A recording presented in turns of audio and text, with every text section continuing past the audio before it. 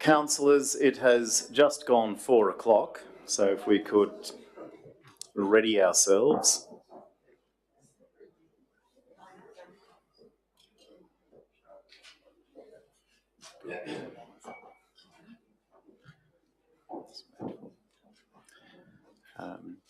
Councillors, staff, members of the gallery, welcome to this ordinary council meeting of Armidale Regional Council of 14 December 2022. Could I call upon Councillor Galletley to make the civic affirmation?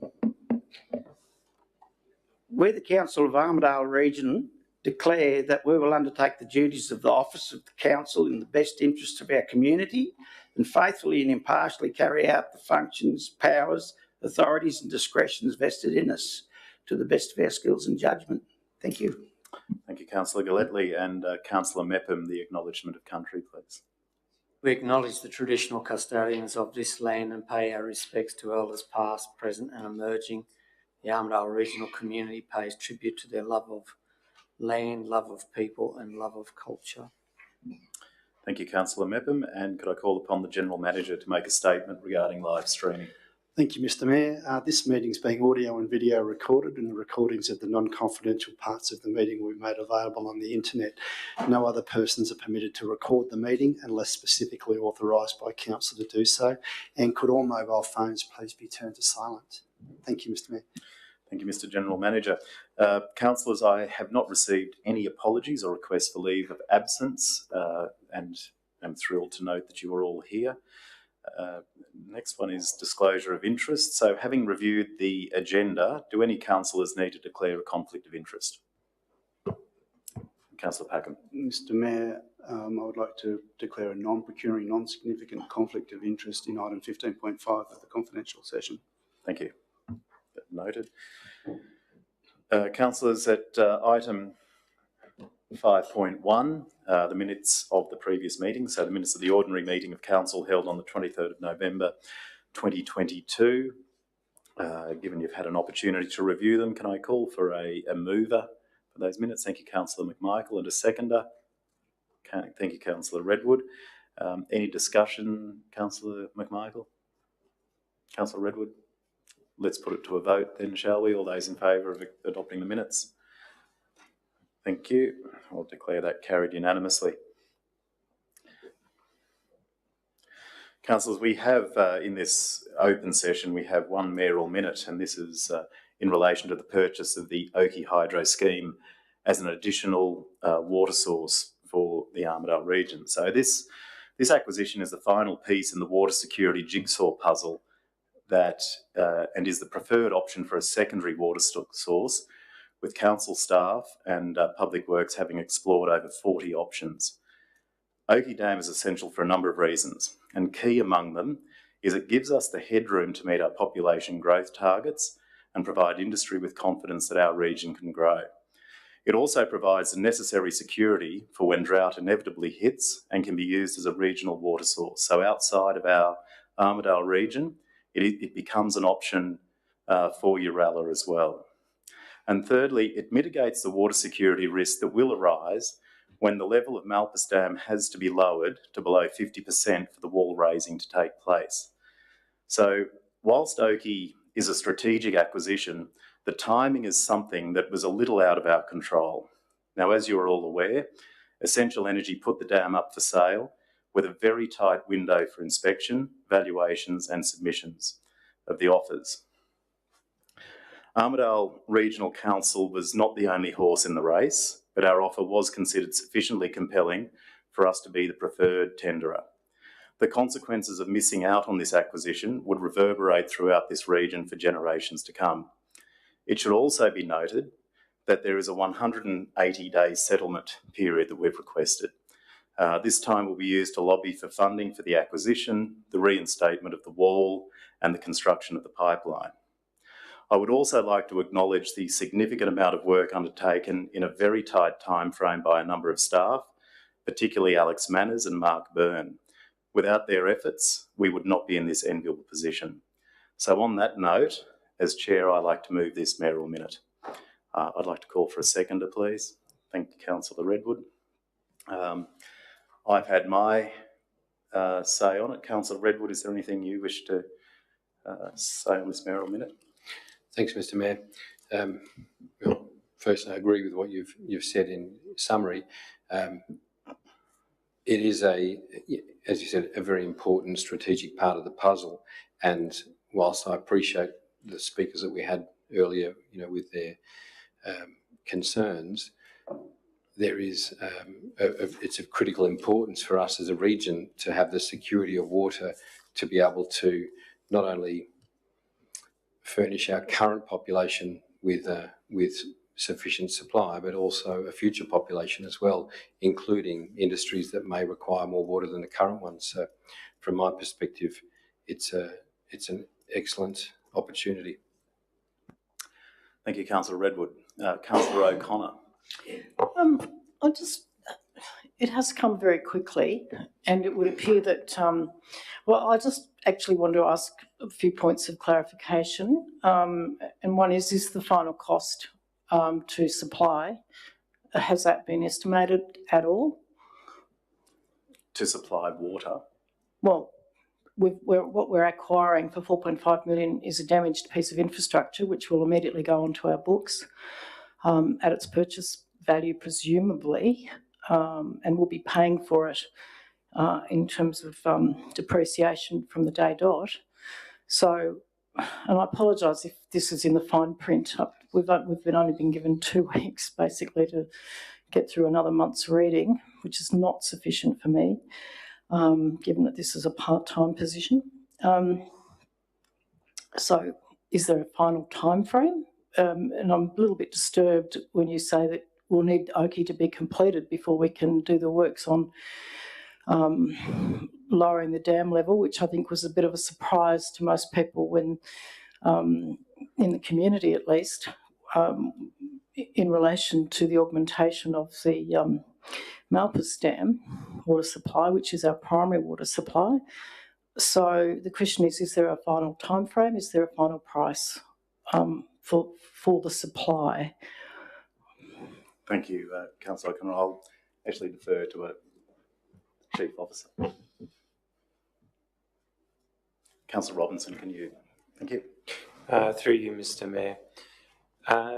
For a time frame, is probably the easiest question to answer first. The time frame for acquiring the dam essentially provides us, with respect to the point of supply of water to the Armidale community. The time frame that we know of at the moment is the time frame for acquisition is the only time frame that is cemented at this time. Does that satisfactorily answer the question? It can't be satisfactory because we've got, that's just the acquisition, but the acquisition comes at substantial risk at this point. Mr. Inman, the answer to both questions is no. Thanks. The 2 questions, the second one was cost. The other one was cost. The answer is also no. The answer is also no, we don't have a cost. Thank you. Councillor Robinson. Yeah, well, I did want to ask some questions and I want to say something afterwards, but maybe Councillor Withers wants to speak before me, so I'll just ask the questions first. And the first question really is one that's really been puzzled. Just to be Councillor Robinson, before you go down that path, you really only get one pass at this. Oh, well, I can speak as well. If questions, I thought questions under the Code of Meeting Practice didn't count, but okay, I'm sure if you make your statements and then ask your questions, ask the questions.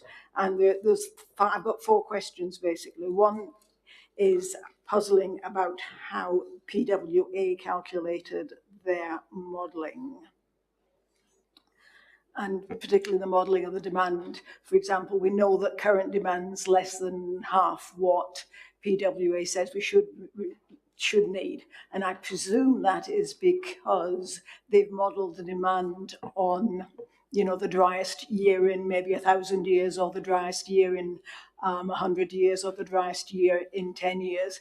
Can you tell me on what sort of typical year the demand was modelled, because it obviously bears no relationship to current usage. You able to answer that one? I'll take that question on notice. I think that's best. So that question will be taken on notice. Yeah. I know this has been addressed in previous gatherings. And I had a few other questions. Just my computer's gone funny at the minute. So let's see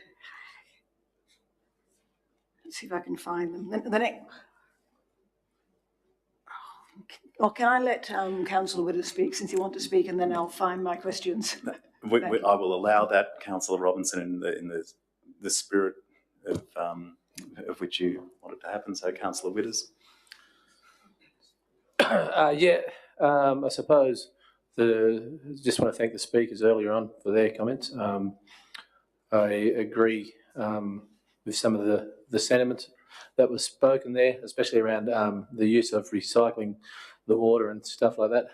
As Mr. Menace spoke, though, maybe that's something that it's not off the table. It's something we can look at down the future around things like that. So I haven't read anything where it's been said, no, we'll never do that. So it's something that may come along further along the lines. The time frame thing shouldn't be an issue. We've known since the drought of 4 or 5 years ago that water security and water storage was going to be an issue. I know in this term, this acquisition or looking at our water safety and security has been on the agenda for the 12 months that we've been put in. So that really shouldn't really be an issue, and we've been briefed a little bit about what this proposal was like. Maybe again, it's one of these things where I've read it somewhere else and decided to bring it here, but I'm sure we have been briefed on it. So the concerns that some people have raised, I think should have already been answered mostly by some of the information that we've already received over the last 12 months. The community has, or a majority of the community has, really expressed their concerns about water safety and security. And I like the fact that this could, in desperate times, help provide neighbouring council regions with water security as well. I know that when we were low, there was talk to try and pipe from Copeton Dam. And if that, again, would be a very costly exercise if the situation come to that, not only for us, but also for our neighbouring council regions. So providing a little bit closer to home security in regards to that, I think is a good idea.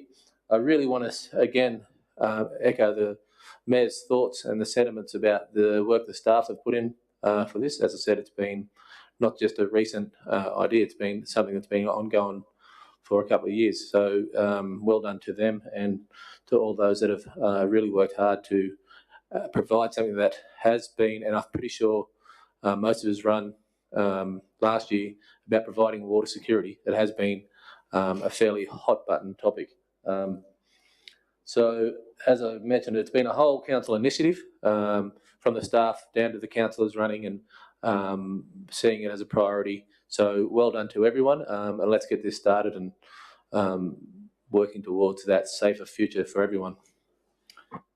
Thank you, Councillor Withers. Councillor Robinson, are you back on track technologically? Yes, I'm back on track. Well, I had a few brief questions, and one was obviously, has PWA produced a document explaining their calculations? The next one was Armadale's adopted drought management strategy has a target of 200 litres per person per day. And I just wondered how this fitted in with PWA's calculations. The third question was the recommendation asks us to note the commercial in confidence valuation report. And my question was, assuming this all goes through, is there any reason, and once we've signed off on the contract and we bought the dam, is there any reason why that report should still remain commercial in confidence, or will it be available to the public? And my fourth question was, just one about the water fund. We've got 29.6 million in the water fund. And is that before or after expenditure on the Puddle Dock pipeline and strengthening Dumarick Dam? And if the former, what will the reserve be after the expenditure has been completed? Now, if those are all going to be taken on notice, can I have a quick, brief talk as well? Or do you want to answer the questions first? I think if the Chief Officer and perhaps Finance, the CFO, can answer any of those, then we'll let them answer it. Otherwise, they'll become questions on notice. So, Chief Officer Manners, are you good for the questions? Or the ones you can? I'll take a few actually, yeah. Okay. Through you, Mr. Mayor. Thank you, Councillor. With regards to the first question, did PWA produce a report? Yes, the modelling there was a report produced. Sorry, can you clarify question 2 after I've answered the following 2? Question 3 was the recommendation included a report that was in commercial in confidence. At any time that we release that report could provide commercial advantage to the competitors of the people who provided that particular report. It will always remain a confidential document for consideration by the councillors alone. And with regards to the $29.6 million, that is the current balance of our water fund, our water reserve. So the proposed transaction of $4.5 million and transfer out of the reserves will come from that value. And so we've already spent all the money we needed to spend on Puddle Dock and Dumarick Dam. That was really what I was asking for. So we don't expect any further reductions because of those projects which are underway. Specifically, Dumarick Dam has now completed, so there is no further costs associated with that particular project. As Puddle Dock is currently under construction, it is very difficult for me to say yes or no because there's always a risk that a project will go over. I can provide an update, however, that the project is currently within budget and on track. Not included in the 29.6 million. Thank you. And then I'll just briefly say my thoughts on this because I'm kind of concerned about being forced to approve something without consulting the community on their preferences. And I still have questions in my mind. For example, what difference would it make if the demand calculations, if, for example, able-bodied residents were prepared not to water gardens during the heat of the day, say 1 year in 10? Because I'm assuming that this water will only be needed maybe 1 year in 10 or 1 year in 20, and the rest of the time we'll be perfectly happy with Malthus Dam. And I was also really struggling to understand facts on the costs, benefits, revenue, and willingness to pay. And the thing that comes to my mind is that if we were actually to use the demand that PWA says we currently need, and water charges remain the same, then every user in Armadale and Gowrie would have to be paying double what they're currently paying for the water. And I'm just wondering how many people could afford that, because it's really something similar, an increase in water charges, similar in magnitude to what we're having to pay for the 58% SRV. And obviously, I'm still concerned a little bit about the 4.5 million for Oakey Dam, because that works out at $450 for every household connected to the water supply, which is really similar to the additional costs of the SRV for a year. And of course, that's just a drop in the ocean compared with the full cost of the proposals. But I do believe that ARC, if we've made a firm and final offer, then we have to honour our commitment. But at the same time, you've got a problem if you do, and you've a problem if you don't. So, my choice might be not to exercise vote on this and leave the chamber. Thank you. Thank you, Councillor Robinson. Councillors, any further comments? Councillor Packham? Yeah, why not? I long advocated that water is life. Everyone around here understands that water is life. Securing water and securing a second catchment for this region is paramount to our success and to our long-term survival. There's no price on that. When the New South Wales State Government can pay $700 to $1 billion for a football stadium in the city for their quality of life, I don't understand, and yet no one said we're paying for all this yet. We haven't petitioned or lobbied for that. That we shouldn't be have an asset that's worthy of our amenity and our quality of life. I'll leave it at that. Thank you. Councillor O'Brien.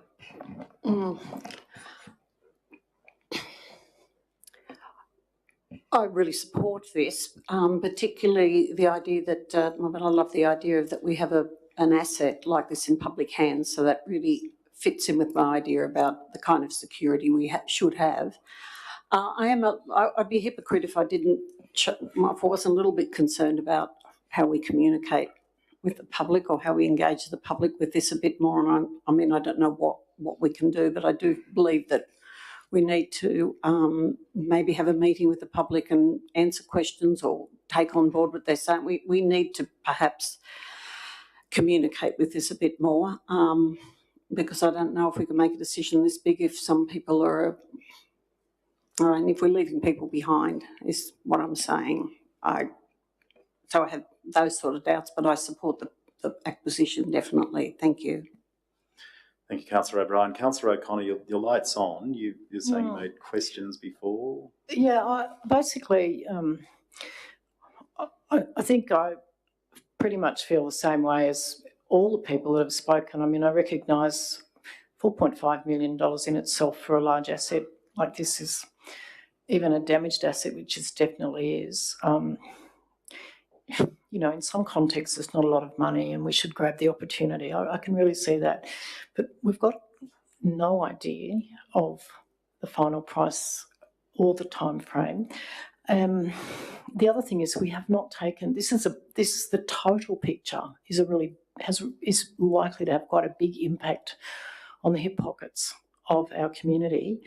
I really don't feel that the amount of information we have at the moment, notwithstanding I understand the causes for that and the difficulty of the time frame that's been imposed by the vendor, what I would like to do, I think, is just ask if we could accede to the forum request for an urgent community meeting to discuss this with our community, because there are implications. And I note that Section 232 of the Local Government Act imposes on me an obligation to communicate effectively with the community.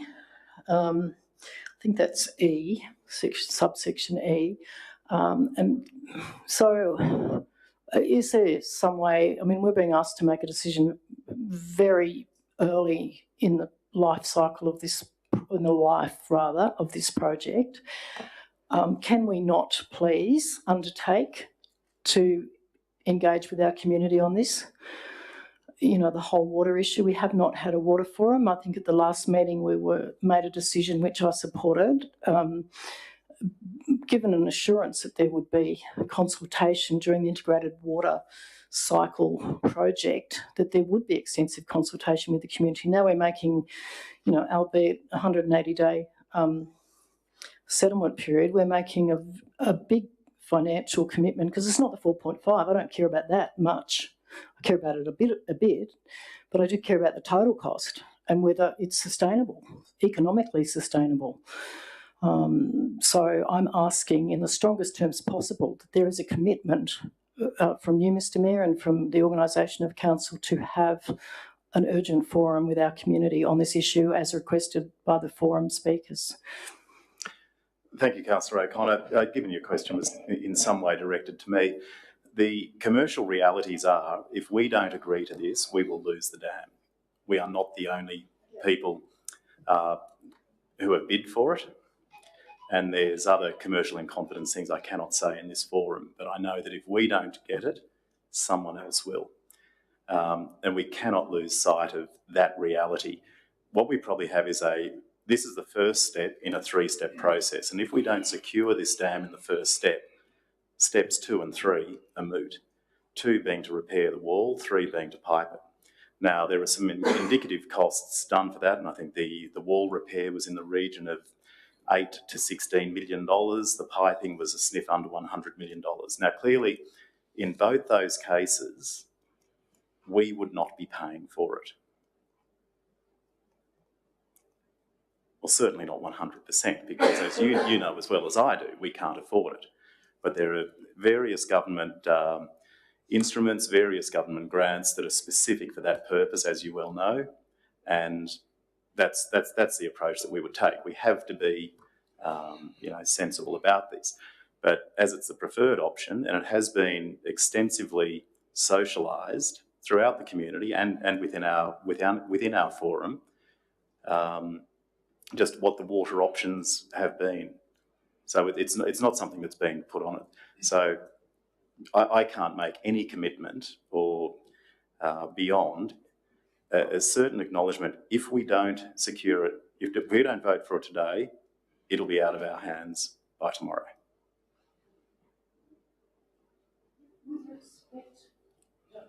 Councillor... sorry, we might just let Councillor O'Connor finish her. It was a question to me, and it was prefaced with respect, so I look forward to this. It is with great respect.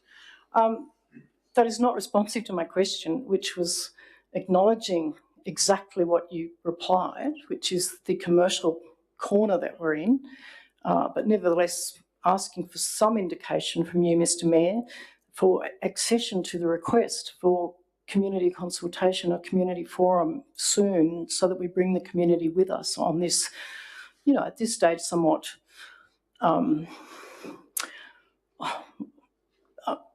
heroic journey. I'm always happy to be heroic, Councillor O'Connor. Look, I won't make any commitment in that regard. I'd like to consult with my colleagues on anything like that and just go through a due process as best we can. Thank you. Councillor Galletley. Oh, sorry, Councillor Galletley. Just taking all of this on here, I might be wrong, but I think we voted unanimously back in March to take this project on. I could be wrong, but I think I've got that down there. There's a couple of different things that I'm going to put up to answer to some of the questions that's gone here. I don't know. In my lifetime, I haven't had too many guarantees in anything that I've taken on. But you take it on and you have a crack at it. We've been voted in as leaders here to make a decision. This is in very, very early stages here with this. There's an opportunity not just for water here, but for also green energy to be coming out of the hydro system if it comes down the track, and we can get money for that. Some of these councillors want guarantees. I don't know where you get these guarantees from. I don't think it's very risky at all, the whole thing, I think it's essential we do it. Thank you, Councillor Galletley. Councillor McMichael, you had your light on. As much as I appreciate that public forums are important and that we need to, speak to everybody, I think sometimes that as a group we have to make decisions, and I would really appreciate that we had more time to do stuff, but I think sometimes we have to make the decision and say yes or say no and make a decision. I think we should do that today. Thank you, Councillor McMichael. Well, councillors, if there's no further comments, and I know Councillor Robinson is exiting the chamber, let's put this to the vote. All those in favour? Those against? I declare the motion carried 9-1. 9-2. Oh, sorry, I missed.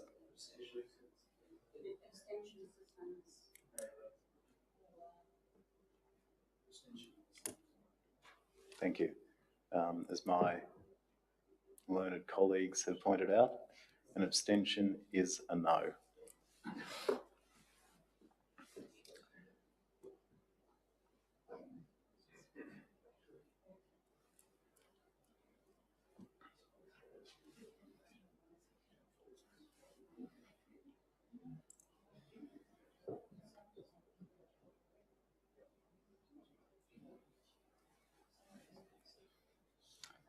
All right. Thank you, councillors. At the 7 section, I note that there are no notices of motion, so we'll go through to 8.1. So 8.1 is the public exhibition of the revised delivery program and resourcing strategy. So Council is being asked to endorse a number of documents for public exhibition that have been amended as a result of the resolution to apply to IPART for a 50% special rate variation. Details of this are on page 15 of the agenda and 29 of the attachments. There is a recommendation on the screen. It's quite detailed. Can I call for a mover? Thank you, Councillor Witters, and a seconder. Thank you, Councillor Gadders. Councillor Witters, anything to say? Only that if the community just takes notes that I think a couple of meetings ago we put some of these out for community consultation before we did vote for the SRV in the last meeting. So if you've seen something, if you have a look at these and you see something similar before, that's why. As the Mayor stated, that the adjustments and the changes for the SRV are now in there. So have another good look at it. Go over it with a fine-tooth comb if you feel like to do so, and send in your thoughts and comments so that we have those when the decision comes back to make on these. Thank you, Councillor Witters. Councillor Gadders. Thank you, Mr. Mayor. I'll keep it sweet. So basically, there is obviously a lot of work that the staff put into these documents. So I really appreciate that these have taken the update after our SRV adoption. Just for those members of the public, that as Councillor Witters is suggesting, take the opportunity to reread. But if you would like the cheat sheet, if you look at the council business papers on page 16 and 17, it points specifically to the updates. That might be the fast path. Thank you. Thank you, Councillor Gadders. We are all richer for your searing insights. Councillor Robinson. Thank you. Yeah, I hate the idea that any possible consultation should be a tick box exercise. And I hate it that some of the figures that I've been looking at don't seem to add up. And I also hate it that we're ignoring the fact that 66% of survey respondents in the previous survey on the SRV chose managed decline. They didn't choose the SRC.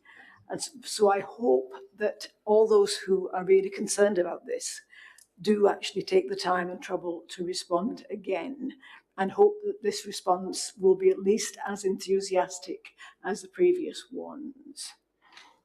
Because in the previous survey, 66% supported 70% supported some worsening of road conditions, and 75% supported some decommissioning of community buildings. So it does suggest to me that some of our residents are having a hard time making ends meet. But I'm also not sure how much of this will be necessary if we successfully managed to lobby for the funding we need to remedy the problems we have with the roads. And as we discussed at the last meeting, the Australian Local Government Association has now joined with the Australian Road Research Board to call for an urgent rethink of road constructions, maintenance and funding, because of the cost of repairing our flood-damaged roads is now expected to be $3.8 billion. And billion, yeah, that's for the whole of Australia, because it's a national issue and we need a national funding solution to make our roads, and especially those in regional areas, more resilient to climate change. And if this happens, perhaps we won't need the entire SRV. And I'm also looking at the documents, and I'd like to point out some of the maintenance standards for the buildings and all the other things, like painting walls every 10 years, replacing cabinets and vinyl every 15 years, gyp rock every 40 years. And I'm just worried that some of our residents maybe can't afford to have their homes up to anything like this standard. And more importantly, I'm still looking at the current set of documents and I really can't actually see where the money is going. So maybe some of the community people who've been able to read this and scrutinize it a bit better than me might help me on this and might help have a discussion on this. Because I'd really like to know how much is essential or cosmetic such as, well, should we be replacing 15-year-old cabinets that look as good as new? But life is life. I mean, we do need the community to keep on board with that.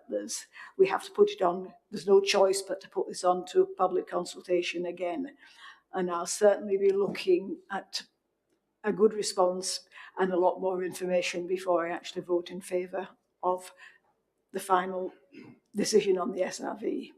But at the moment, we have no choice. Let's put it on consultation and ask the community again what they think. Thank you, Councillor Robinson. Councillor Redwood. Thank you, Mr Mayor. Agreeing with Councillor Witters, Councillor Gatters and also Councillor Robinson that I encourage our community to engage in the process of reviewing these documents. But just to Councillor Robinson's point, as I made at the last meeting where we voted for the SRV, 66% of approximately 300 people, which represents 1% of our population of our entire region, said no. That's actually not a lot of people. And we also said that, and that generally for this kind of exercise, you'll generally only get people coming and telling you that they don't like it rather than applauding you for what you're doing. I think I might have spoken to more than 66% of 300 people who have also told me that it's a great idea and just get on with it and do it. So I think we have to put it into perspective. Thank you. Thank you, Councillor Redwood. Councillor O'Connor. Once again, this is really just a question. I understand the responses are due in at the end of January, and we'll be having a meeting at the end of January to deal with the responses and also vote on this, all in the one event. Is that correct? All in the one meeting? Sure. Very sure. Yeah, that's correct, Councillor O'Connor. There will be an extraordinary meeting held at the end of January to go through these documents. I think it would be misleading, though, for me not to say to you that the decision to apply for an SRV has been made. Council made that decision at the last meeting. That won't be up for debate at the end of January. What will be up for debate at the end of January, or for being represented to Council for their consideration and adoption as part of the application, will be these documents and any amendments that are made based on community consultation. But to be really clear, the decision on an SRV has been made. Council is progressing with it.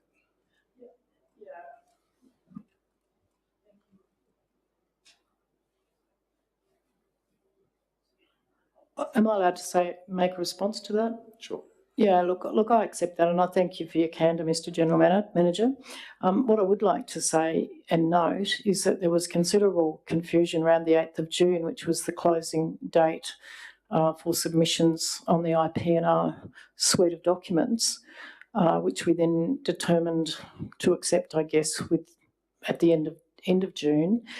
That confusion was around whether the 8th of June submissions were in relation to the SRV or just the IPNR, and it's curious that the IPNR documents now have to be amended in order to meet IPART's requirements. I don't want to make any more comment on that other than to say that I really do think that in the case of IPNR submissions, we actually need more time as a governing body to take on board the community response to the IPNR. And that does not happen under the current time frame that's been allowed. We basically get those submissions, they're presented to us at the same time as we have to make a decision whether to accept or reject. And the responses, come from staff to us rather than us as governing body being allowed to sort of formulate our own responses to the community submissions. And I think that is a long-term flaw in the IPNR process, which I just want to put that out in public. I think it is a deep flaw in the IPNR system, and it flows through to the SRV process as well. Thank you, Councillor O'Connor. Well, with no more discussion, let's put that to a vote. All those in favour? I declare that carried unanimously. Thank you, councillors. We now go to item 8.2, the appointment of the New South Wales Electoral Commissioner to administer council elections. So, this item, and I know a number of New South Wales councils have been considering this. But this item seeks council's approval to appoint the New South Wales Electoral Commissioner to administer all council elections, polls and referenda. Details are from page 20 of the agenda. Can I have a mover for that, please? Thank you, Councillor McMichael. And Councillor Robinson is a seconder. Anything you'd like to say, Councillor McMichael? Just that the Commission, it's their primary job, and I think it's terrific that they can do it. Thank you. Councillor Robinson?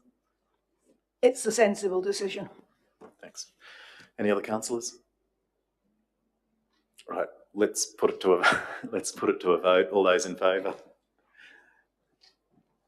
Thank you, Councillor Meppen. I declare that carried unanimously.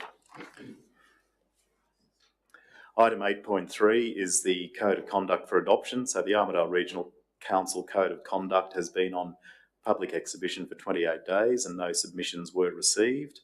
The recommendation is that this Code of Conduct now be adopted. Details are from page 23 of the agenda and page 605 of the attachments. Do I have a mover for the recommendation on the screen? Thanks, Councillor Witters, and Councillor Galletley as the seconder. Councillor Witters, anything you'd like to say? Interesting, we didn't get any submissions on this. I would have thought a very concerned and learned community, after the dealings over the last couple of cycles, would have made sure they had their say, but that's good. It means that things are looking bright for this community and this council, that no one thought they needed to have a comment on it. Good to see it's here. Thanks, Councillor Witters. Councillor Galletley? No, and I think when you look back through the records, we're doing pretty well. I think there's only been one code of conduct so far this term, so I think we're doing pretty damn well. Thank you. Thank you. Councillor Packham. Thank you, Mr Mayor. I don't mean to anchor this out before some presumed ad break or something, but reading the report left me with a bit of a warm and fuzzy feeling at the end, moreover because of the conclusion, not so much for the report's content, but for the essence of its makeup. And I'd like to take this opportunity to thank and make special mention and commend the author of the report, more specifically the conclusion, which presents an enlightening sense of worth to what our region and what its people represent. And inter alia, the report concludes that continuous review and enhancements of the Code of Conduct shapes council into the kind of place that is not only compliant, but it is close to its roots, the community and the people it serves. The Code of Conduct clearly states council's core values, guidelines and expectations. Mr Mayor, we've often debated here with our colleagues regulation and policy interchangeably. Few would deny the need for regulation, but we've not sufficiently challenged the cookie cutter good enough for 129 other council notion to satisfy the need for compliance with the OLG, meaning, often we're just here to get it in place because we've been told we have to have something in place. Indeed, as the author implied, it's policy where we enshrine our values, our story, our type of region and our circumstances and how we treat our people. And I thought it worthy of mention here today that we can have regulation to be compliant and have policy for the people of this region at the same time. And that's something I want to be part of as a leader amongst my colleagues. Thank you. Thank you, Councillor Packham. Right, councillors, if there are no further comments, let's put it to a vote to adopt this or otherwise. All those in favour? Thank you. I declare that carried unanimously. Item 8.4 is the Council Actions Report. So this is a report that summarises the actions taken on resolutions of Council for the period January to November 2022. Council is being asked to note this report with details from page 26 of the agenda and 641 of the attachments. Can I have a mover for that, please? Thank you, Councillor Redwood, and a seconder. Thank you, Councillor Gadders. Anything to say? Nothing there. Nothing there, Councillor Gadders. All right, let's put that to a vote. All those in favour of accepting? Thank you. I declare that carried unanimously.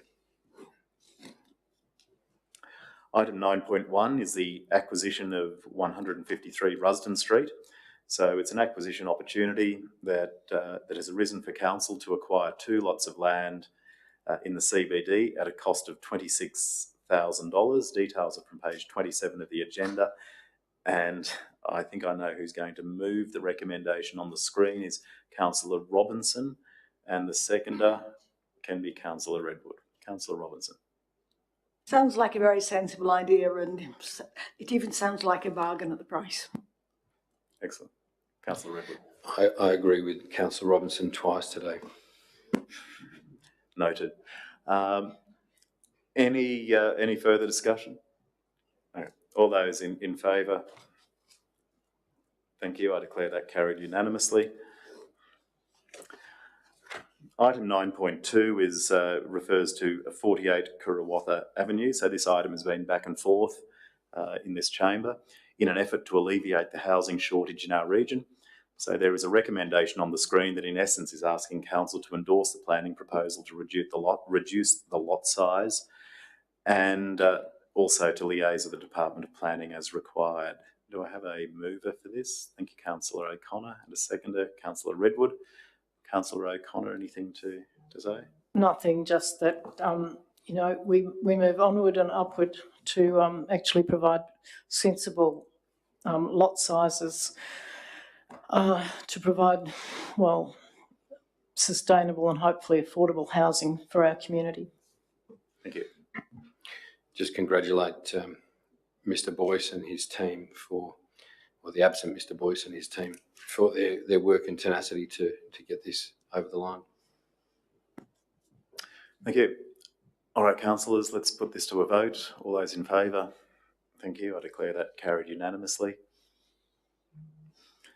Item 9.3 is the adoption of the Armidale Regional Council Section 7.12 Contributions Plan. So this item, if it becomes a resolution of council, will see the smaller communities in our region benefit from the developer contributions as opposed to the current model, which is linked to where the development actually takes place. So the proposed model will see greater equity through the region and should allow residents a voice in what needs to be done in their community. So this has been on public exhibition for a period of time and it's now up for adoption. So details are from page 36 of the agenda and 751 of the attachments. So there is a recommendation on the screen. Could I have a mover, please? Thanks, Councillor Packham. And Councillor O'Brien is the seconder. Councillor Packham. Thank you, Mr Mayor, and thank you for your kind words. I think you accurately described the intention here is to broaden the, to share the love.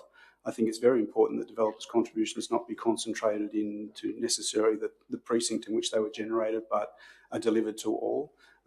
As we noted last time we deliberated on this, the option or the availability of this funding to improve the infrastructure for villages and outlying areas will strengthen the city in return and improve their amenity and their good fortune to be able to generate new housing lots, to be able to generate jobs in the outlying regions, to take the pressure off the centre, as well as enjoy some amenities, as long as, and as we had discussed, that this is not intended to be accessing another pool of funds to do general repairs and maintenance, to which we may not be able to afford from other general fund pools, but in fact to make something meaningful for the residents of those regions. And I applaud the motion and the recommendation. Thank you. Councillor O'Brien, anything to add as the seconder? No, just like to see the capitalists pay. That's fantastic. Thank you. All right. Any other comments or statements? All right, let's put it to a vote. All those in favour? Thank you. I declare that carried unanimously. Item 9.4 is the sale of a minor access denial strip. So this item is linked to a resolution of council from the October ordinary council meeting where council endorsed the sale of access denial strips at Tancredi Street. The neighbouring landholder is now seeking to purchase the entire denial strips located in Tancredi Street. So the details of this are from page 40 of the agenda. Can I have a mover, please? Thank you, Councillor Gadders, and a seconder. Thanks, Councillor Redwood. Councillor Gadders, anything to say? Thank you, Mr Mayor. I just say another sensible outcome here. Thank you. Thank you. Councillor Redwood. Any other councillors? Let's put it to a vote. All those in favour?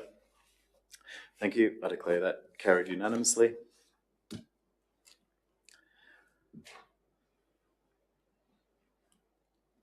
Item 9.5 is the cash and investment report for the month of November 2022, where council is being asked to note the report. The details are from page 44 of the agenda. There's a recommendation on the screen. Thanks, Councillor Galletley as the mover, and a seconder. Thank you, Councillor McMichael. Councillor Galletley, anything to say?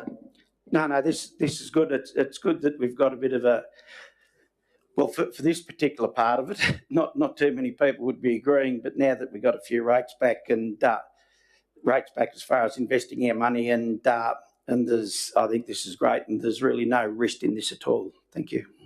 Great. Thank you. Councillor McMichael. Just thank you to the staff for preparing it and getting it together. Yeah. All right, councillors, let's vote in order to note the report. All those in favour of noting it? Thank you. I declare that carried unanimously.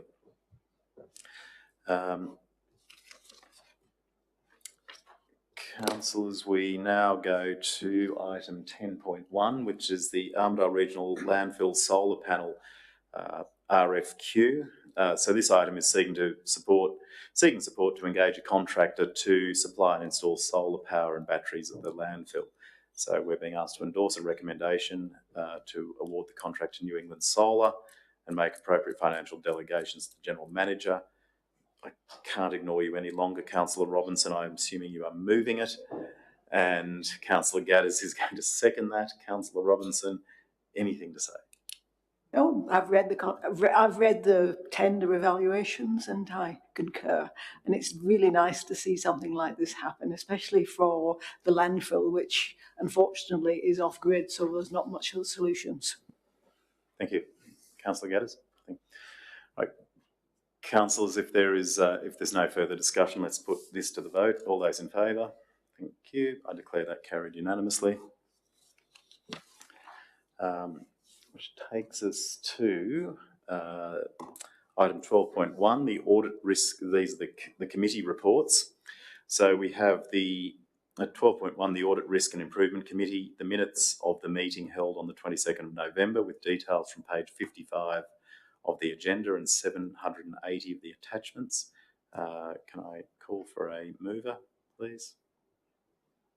Thank you. Councillor Widders and Councillor Redwood is seconding that. Anything to add, Widders? Councillor Widders, no. Anything, Councillor Redwood? All right. All those in favour of noting the minutes? Thank you. I declare that carried unanimously. Item 12.2 is the New England Bushfire Management Committee, the minutes of the meeting held on the 9th of August 2022, where Council is being asked to note those minutes. So details from page 58 of the agenda and 788 of the attachments. Can I have a mover for those? Thank you, Councillor Mepham, and a seconder. Thank you, Councillor McMichael. Councillor Mepham, anything to add there? Yeah, just to say this meeting primarily dealt with introducing us to the new bushfire risk management planning process, which will centre around complex algorithms rather than perceived local knowledge based on fire paths and stuff like that. So it should lead to more comprehensive mitigation strategies going forward. Excellent. Thank you. Okay, councillors, all those in favour of noting the minutes, thank you. I declare that carried unanimously. Councillors, I haven't received any matters of an urgent nature, but I don't wish to presume. So does anyone have any matters of an urgent nature to present? He does. Councillors, item 14.1, question on notice. So council is being asked to note a response to the question on notice provided by Councillor Robinson in relation to the reported system and the inability to keep track of requests. Details from page 61 of the agenda. So Councillor Robinson, I'll ask you to move that, and a seconder. Thank you, Councillor McMichael. Councillor Robinson. Yeah, well, the reason for asking this question is that I believe this is one of the most important things we could do to improve resident satisfaction and improve efficiency. And I came across a good example of a member of senior staff spending several minutes on the phone to someone who might have been satisfied with an improved reported system. And all it would take is another column to advise residents what council is doing about the problem. And I would have thought that the resultant savings in time and effort would pay for themselves within a very, very short period of time. So yes, it's always going to be difficult and change is always going to be difficult. But let's hope in the near future we can chalk it down as something that will save money and improve efficiency and maybe reduce the amount we need to raise on the SRV. So thank you for noting it. Terrific. Thank you, Councillor Robinson. Anyone else wish to comment? Let's put that to a vote. All those in favour of noting the response, I declare that carried unanimously. Thank you, councillors. That ends the end, or signals the end of the open session of the meeting, and I'd like to move into a closed session. So can I please have a motion to move into closed session? Thanks, Councillor O'Brien. That's seconded by Councillor Redwood. Public, thank you for your time and attendance, and should you wish to return after the closed session, please feel free to wait around. Closed session. I declare that carried unanimously. Thank you.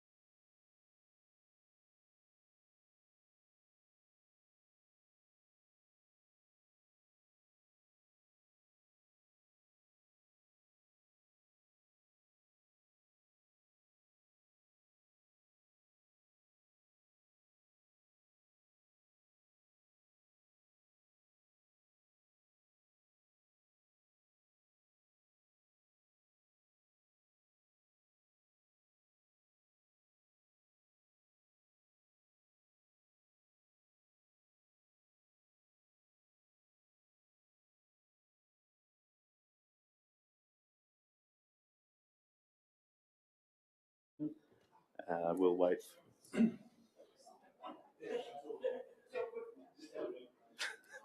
There's frozen.